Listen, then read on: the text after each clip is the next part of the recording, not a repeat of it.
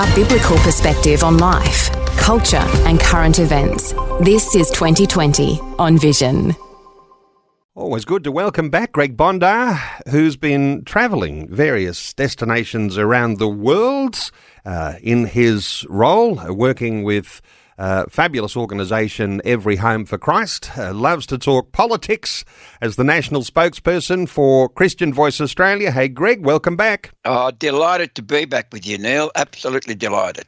Cambodia this past week and heading off to Fiji tomorrow. What were you doing in Cambodia? Just quickly, because I want to get on to Dr. James Dobson, but you've been jetting around the world. What's been going on in Cambodia?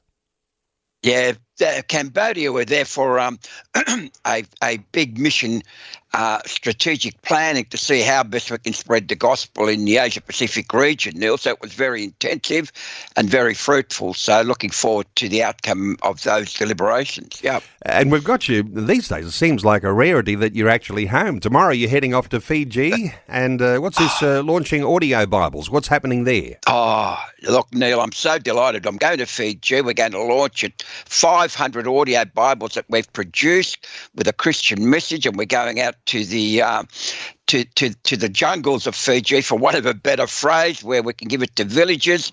The devices are solar powered and in the Fijian language. So we'll be launching that, and I'll be preaching at one of the local churches there as well. So very busy up there, Neil, but I might have a time to go to the pool. I'm not sure.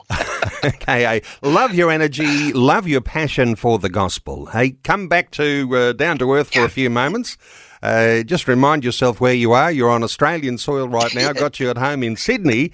Lots of tributes for Dr. James Dobson, who died late last week, and mostly people who were remembering him as an authority on marriage and family and raising children. But Dr. James Dobson was significant as also a political Christian. What have you been reflecting on? Yeah, no, I think a lot of people would have paid a great tribute to Dr. James Dobson. Now, doctor, literally a medical doctor, Neil, in the sense that he was qualified, not just a PhD doctor.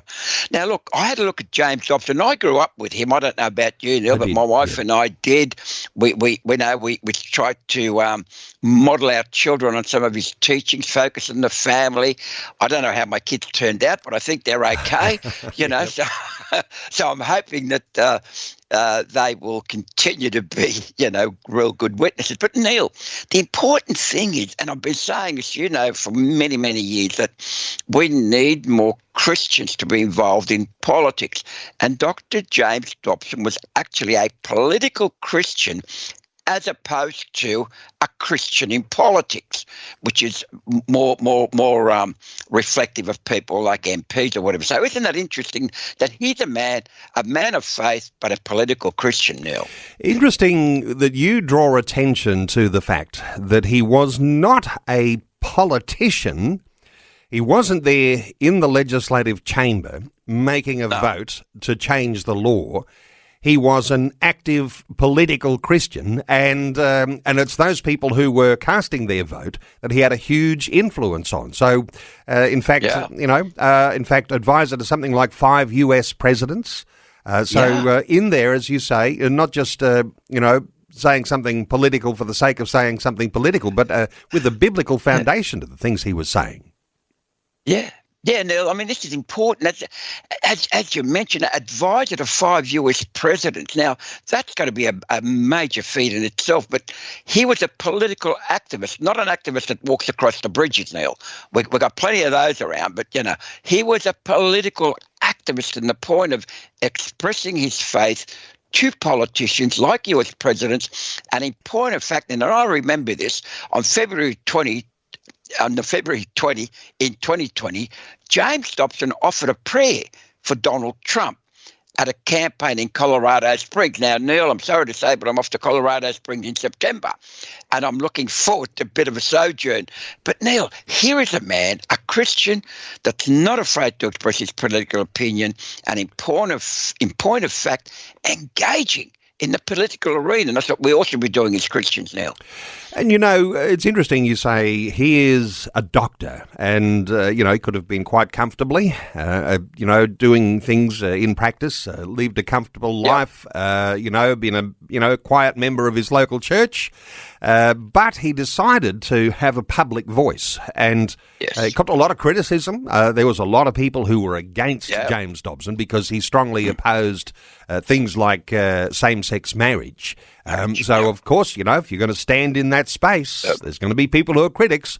So getting a bit of a thick skin, he clearly had that, or at least when he found himself in the circumstances where he was being criticised, he found a place where he could understand what courage was to be able to stand for truth. That's what political Christians do, isn't it? You identify truth and stand for it.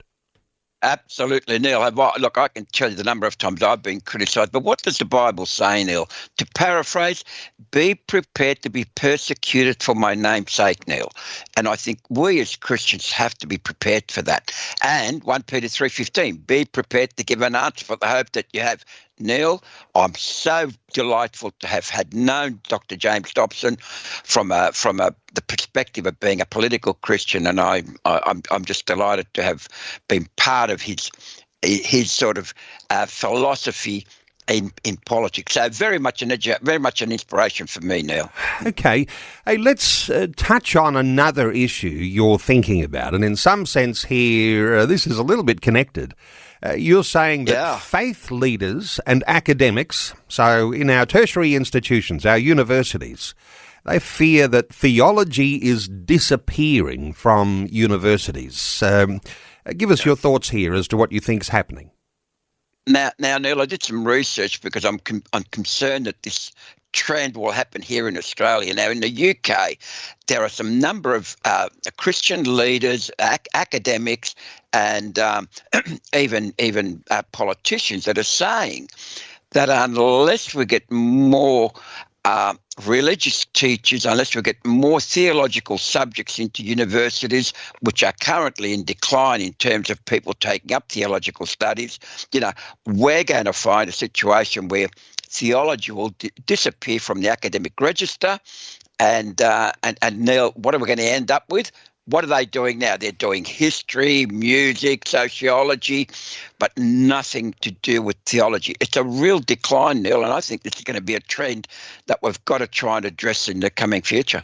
Interestingly, a little aside here, that, these days you can find a lot of Bible colleges, theological colleges, and separate from those sandstone universities, which were founded on Christian foundations and offered all sorts of degrees right up the PhD level in our what we call now secular universities. But because we have a separation almost of theological training, sometimes aligned with denominational churches, there's a little bit of a separation there that it's left those sandstone universities to do a secular thing without reference to God. I wonder if you've got any thoughts there, because that would be one of the, we might think of it as a really big growth area, that there's been wonderful Bible colleges, but separation from the university. What are your thoughts? Yeah, Neil, you are spot on. Look, I went to Sydney University. Actually, I went to Sydney University, University of New South Wales, UNE. I've got 5 university degrees. And, when I was growing up, Neil, at the early stages in university, there was still an element of theology that was important. There were actually colleges within universities that were promoting theological studies. But now what we've got is a decline. And don't forget, Neil, doesn't matter where you're from, my ethics, morals are based on biblical principles. Now, once we stop teaching theology and offering it to people that can take up religious education, now we're going to be in real trouble from the point of view that, there's going to be a decline. Religious education will decline. There'll be no theology taught in universities. And where are we going to be then, Neil? We're going to be struggling in a secular society.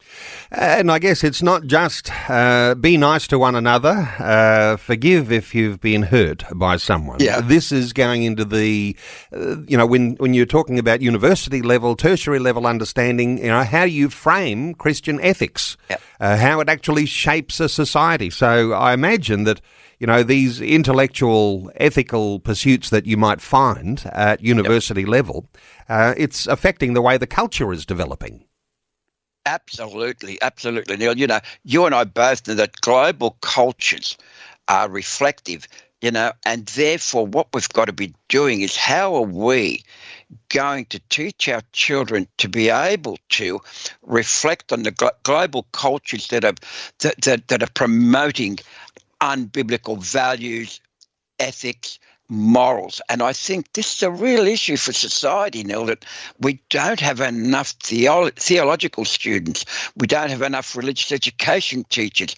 As you know, I'm president of New South Wales, president of the Religious Education Association as well. Neil, it's a real problem for all of society, but in particular for us as Christians, if we want to try and educate our children, our grandchildren, and what have you, in true ethics and theology, Neil. Let's just pause around this for a few moments. When you say we don't have enough RE teachers, there's an awful lot of people listening to our conversation today might have a spare hour or two in their week. This is something you'd be encouraging for listeners, wherever they might be, whatever state or territory around Australia, to step up here, because you've got a whole classroom of students that you can help to pass on these values that actually shape the society. What's your encouragement to listeners maybe got some time on their hands and want to do something worthwhile, becoming an RE teacher? Absolutely, Neil. You and I both know that schools are failing to offer RE subjects. Therefore, it's up to us as Christians with spare time, a local school. Hey, look, I'm available to teach some religious education, and therefore every one of us should be putting our hands up to contact our local school or whatever else it might be, in particular Christian schools. Because I've been to a few Christian schools lately, Neil, where some of the teachers aren't even Christian. And that's a real issue, but I guess you've got to be able to find teachers that are qualified. But they're real issues, Neil. Yeah, I mean, put two and two together. You've got some Christian schools where not all of the teachers are Christians and they're responsible to teach RE. So, you say, is there a role for me, a passionate believer who understands something, basic understanding of Bible, basic understanding of theology? What role might I have to play? There certainly would be a need there. Hey, let's talk about Christians and the way we share our faith. A little bit more research out on this sort of thing. What's the perspective here? Are Christians sharing their faith here in Australia? Yeah, Neil, I saw some research that's going to be coming out from National Church Life Survey, which you know well, Neil. But in particular, they're going to look at how Christians are sharing their faith. Now, I've always been of the view, Neil, that every Christian ought to be sharing their faith. 1 Peter 3:15, as I mentioned. But not only that, Neil, what does Matthew 28:19 tell us? Go make disciples. It's the Great Commission. And what are we doing to do that? And unfortunately, Neil, I know I'll be criticised by the church, but I think the primary role of the church is to make disciples, and they have failed in that respect, Neil, I have to tell you. There's some big, broad dimensions to how that discipleship works, and I think there's churches putting their best foot forward, but maybe even at an eldership level, when you're thinking, how do we define what it is that our church does in making disciples, then you might be able to come up with a focused way of actually meeting that Great Commission call to make disciples. Evangelism, sometimes, I find that when we talk evangelism, some people will say, oh, I know all about that. I leave that to someone else. So that's not the conversation that I'm, wanting to engage with so much. But there is a certain sense, isn't there, that while not everyone is the formal office-bearing evangelist, we're all people who are witnesses, and we all have a testimony to tell, and that's the starting point, isn't it, Greg? Yeah. Absolutely. Neil, absolutely. And I'm sorry to harp on this, but again, 1 Peter 3:15, be prepared to give an answer. Now, how many of us are prepared to give an answer for the faith that we have? A lot of us don't, because of fear of criticism, fear of being cancelled, fear of persecution. And yet we're commanded, Neil, in Matthew 28:19. We're not asked, not optional. We're commanded to go and make disciples. And the church ought to be making sure that the congregations are out there making disciples and fulfilling that great commission as we know it now. And this is a digital age. There is a lot of new dimensions to being able to share your faith. And I guess, you could lock in with that thing that you see as a priority, whether it's a face-to-face evangelism, whether it's supporting the sorts of, gatherings and meetings and crusades, or whether it's paying someone's air ticket to get them to the mission field, whether it's doing online evangelism, whether it's just making a comment on an article that you see on one of your favourite news sites. There's a lot of ways, Greg, that you can engage in evangelism without actually, doing the traditional way of, maybe thinking of, I'm just thinking of Greg Bondar now standing on a street corner. But, that might not be you either. You find where you fit. Absolutely. Look, Neil, let me give you a quick example. In my travels recently onto Cambodia, I was in an aeroplane and a lady was trying to get her suitcase up into the the compartment. And I said, look, let me do that for you, please. And I lifted it up for her. And she was quite an attractive-looking woman, actually, Neil. And she says to me, wow, you'd be a good find. And I said, lady, I have been lost and found many years ago. Yeah.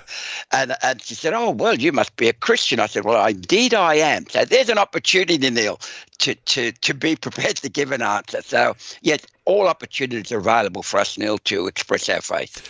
There are words and actions, and, we encourage people to work on the words as well. Greg Bondar is National Spokesperson for Christian Voice Australia. He's also leader of Every Home for Christ in Australia, and a whole lot of caps that he's wearing, like RE and, sailors and all sorts of things. Greg, you do an amazing work. You're tireless. Thank you so much for sharing these thoughts with us once again today on 2020. Thank you, Neil, and bless your work. Thanks for taking time to listen to this audio on demand from Vision Christian Media. To find out more about us, go to vision.org.au.